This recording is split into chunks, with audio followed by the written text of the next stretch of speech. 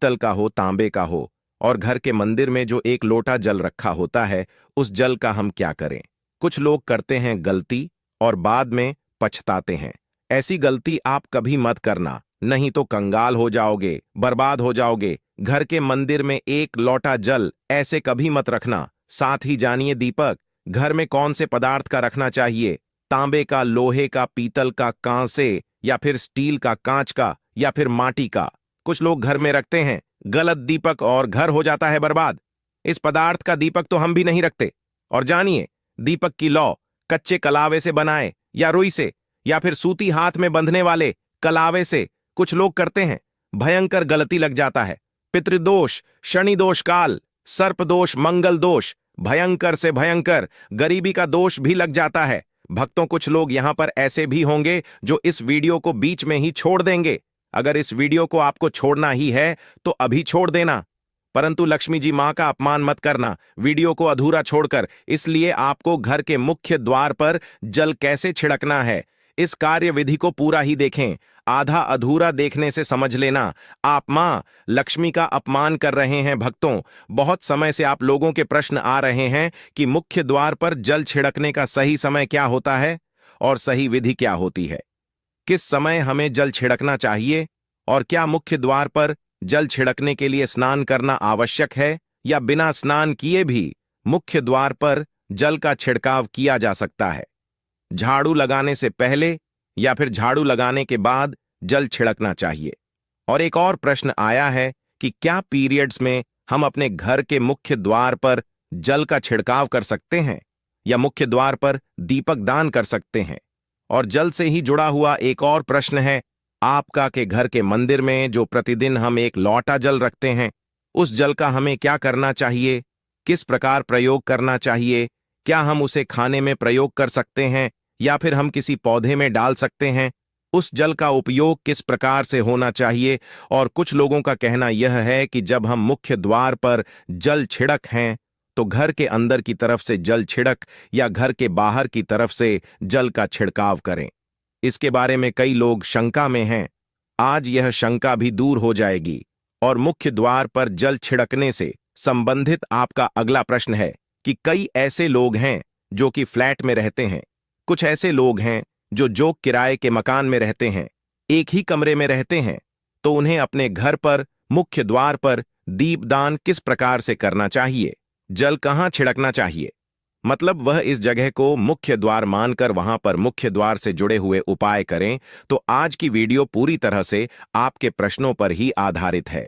मुख्य द्वार पर जल छिड़कने का सही समय क्या होता है और सही विधि क्या होती है? तो देखिए, अगर आप मुख्य द्वार पर जल छिड़क हैं तो आपको ध्यान रखना है कि जल आप एक दिन पहले ही मतलब रात को सोने से पहले एक पात्र में, कोई भी आप पात्र ले सकते हैं, जैसे कि आप एक तांबे का भी पात्र ले सकते हैं। तांबे का ना हो तो आप पीतल का ले सकते हैं, स्टील का ले सकते हैं, चांदी का ले सकते हैं, जो भी पात्र आपके पास उपलब्ध हो। एक लोटे में थोड़ा सा गंगा जल डाल दीजिए और उसके ऊपर शुद्ध जल भर दीजिए। और हां, गंगा जल ना हो तो भी परेशान होने की आवश्यकता नहीं है। सिर्फ शुद्ध जल से भी आप पात्र को भर सकते हैं और उस जल से भरे पात्र को अपने घर की रसोई में रख दीजिए। अब जैसे कि आप अगले दिन सुबह उठकर इस जल का छिड़काव अपने घर के मुख्य द्वार पर करेंगे। अब बहुत से भक्तों के प्रश्न आए हैं कि क्या हम स्नान से पहले यह जल छिड़क सकते हैं या फिर स्नान करना आवश्यक है? देखिए, मुख्य द्वार पर जो सुबह सबसे पहले जल छिड़का जाता है, जैसे कि जो रसोई में रखा हुआ जल होता है, यह एक तरीके से उपाय के तौर पर किया जाता है। भक्तों, घर में किसी भी प्रकार की परेशानी हो, किसी भी प्रकार के दुख दर्द रहता हो, गरीबी हो या फिर कलह क्लेश बहुत अधिक रहता है, मतलब किसी भी प्रकार की नकारात्मक ऊर्जा से आप परेशान हैं, बहुत समय से परेशानियों में ही गिरे हुए हैं, तो ऐसे में घर की रसोई में रखा जाता है और यही जल घर के मुख्य द्वार पर सुबह उठकर छिड़का जाता है। इस जल के छिड़काव से आपके घर की कोई भी परेशानी हो बहुत शीघ्र समाप्त हो जाती है। इस उपाय को करने से आपके घर में सुख समृद्धि भी आती है, कलह क्लेश से भी मुक्ति मिलती है, बीमारियों से भी मुक्ति मिलती है। मतलब देखिए किसी भी प्रकार की मानसिक परेशानी हो, शारीरिक परेशानी हो, आर्थिक तंगी हो, या आपके घर में कोई वास्तु दोष हो, किसी भी प्रकार का ग्रह दोष हो, जैसे कि कई बार ऐसा होता है कि कई लोगों के ऊपर कई प्रकार के बुरे ग्रह दोषों का प्रभाव होता है, जिसकी वजह से घर में परेशानियां हमेशा बनी रहती हैं। तो गृह दोषों के प्रभाव से भी आपको मुक्ति मिलती है। वास्तु दोष और पितृदोष भी समाप्त होता है। इसके साथ ही जैसे कि बहुत से लोगों के प्रश्न होते हैं कि उनके ऊपर किसी ने कुछ कर करा दिया है, उनके परिवार में किसी भी प्रकार की पहले कोई परेशानी नहीं थी, लेकिन अब भी कुछ समय से परेशानियां लगातार आती ही जा रही हैं और कोई रास्ता नहीं मिल रहा है। परेशानी से निकालने का तो किसी के भी किए कराए तंत्र मंत्र का प्रभाव हो, किसी की बुरी नजर का प्रभाव हो, तो भी आपके इस उपाय से, मतलब इस एक लोटा जल से, आपकी परेशानी स्वतः ही कुछ दिनों में समाप्त हो जाती है।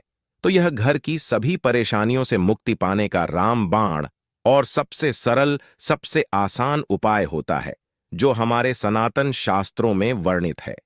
तो आप अपने घर की रसोई में एक लोटा जल रखें, रात में भरकर और प्रातःकाल जल्दी उठकर उसी जल से अपने घर के मुख्य द्वार को धोते हैं तो कोई समस्या नहीं है, लेकिन इस जल का छिड़काव घर के मुख्य द्वार पर सूर्योदय होने से पहले हो जाना चाहिए। अब भक्तों, जैसे आपका अगला प्रश्न है कि क्या हमें स्नान करके इस जल का छिड़काव अपने घर के मुख्य द्वार पर करना चाहिए या फिर बिना स्नान किए भी कर सकते हैं? देखिए, ये जो हम जल छिड़क हैं, मतलब ये एक उपाय होता है, तो इसे हम स्नान करने के बाद नहीं करते हैं। सुबह जल्दी उठते हैं और उठकर सबसे पहले घर की रसोई में जाएंगे, उसके बाद उस जल को लेकर आप घर के मुख्य द्वार पर जाएंगे। मुख्य द्वार खोलकर, मतलब मैन गेट खोल दीजिए, और उसके बाद मुख्य द्वार पर इसी जल का छिड़काव कर दीजिए। और जल का छिड़काव करते समय अपने पितरों का ध्यान कीजिए। छिड़कने के लिए स्नान करना आवश्यक है या बिना स्नान किए भी मुख्य द्वार पर जल का छिड़काव किया जा सकता है। झाड़ू लगाने से पहले या फिर झाड़ू लगाने के बाद जल छिड़कना चाहिए। और एक और प्रश्न आया है कि क्या पीरियड्स में हम अपने घर के मुख्य द्वार पर जल का छिड़काव कर सकते हैं या मुख्य द्वार पर दीपक दान कर सकते हैं? और जल से ही जुड़ा हुआ एक और प्रश्न है आपका कि घर के मंदिर में जो प्रतिदिन हम एक लोटा जल रखते हैं, उस जल का हमें क्या करना चाहिए, किस प्रकार प्रयोग करना चाहिए? क्या हम उसे खाने में प्रयोग कर सकते हैं या फिर हम किसी पौधे में डाल सकते हैं? उस जल का उपयोग किस प्रकार से होना चाहिए? और कुछ लोगों का कहना यह है कि जब हम मुख्य द्वार पर जल छिड़क हैं तो घर के अंदर की तरफ से जल छिड़क या घर के बाहर की तरफ से जल का छिड़काव करें। इसके बारे में कई लोग शंका में हैं। आज यह शंका भी दूर हो जाएगी। और मुख्य द्वार पर जल छिड़कने से संबंधित आपका अगला प्रश्न है कि कई ऐसे लोग हैं जो कि फ्लैट में रहते हैं, कुछ ऐसे लोग हैं जो किराए के मकान में रहते हैं, एक ही कमरे में रहते हैं, तो उन्हें अपने घर पर मुख्य द्वार पर दीपदान किस प्रकार से करना चाहिए, जल कहाँ छिड़कना चाहिए, मतलब वह इस जगह को मुख्य द्वार मानकर वहां पर मुख्य द्वार से जुड़े हुए उपाय करें। तो आज की वीडियो पूरी तरह से आपके प्रश्नों पर ही आधारित है। मुख्य द्वार पर जल छिड़कने का सही समय क्या होता है और सही विधि क्या होती है? तो देखिए, अगर आप मुख्य द्वार पर जल छिड़क हैं तो आपको ध्यान रखना है कि जल आप एक दिन पहले ही मतलब रात को सोने से पहले एक पात्र में, कोई भी आप पात्र ले सकते हैं, जैसे कि आप एक तांबे का भी पात्र ले सकते हैं। तांबे का ना हो तो आप पीतल का ले सकते हैं, स्टील का ले सकते हैं, चांदी का ले सकते हैं, जो भी पात्र आपके पास उपलब्ध हो। एक लोटे में थोड़ा सा गंगा जल डाल दीजिए और उसके ऊपर शुद्ध जल भर दीजिए। और हां, गंगा जल ना हो तो भी परेशान होने की आवश्यकता नहीं है, सिर्फ शुद्ध जल से भी आप पात्र को भर सकते हैं। और उस जल से भरे पात्र को अपने घर की रसोई में रख दीजिए। अब जैसे कि आप अगले दिन सुबह उठकर इस जल का छिड़काव अपने घर के मुख्य द्वार पर करेंगे। अब बहुत से भक्तों के प्रश्न आए हैं कि क्या हम स्नान से पहले यह जल छिड़क सकते हैं या फिर स्नान करना आवश्यक है? देखिए, मुख्य द्वार पर जो सुबह सबसे पहले जल छिड़का जाता है, जैसे कि जो रसोई में रखा हुआ जल होता है, यह एक तरीके से उपाय के तौर पर किया जाता है।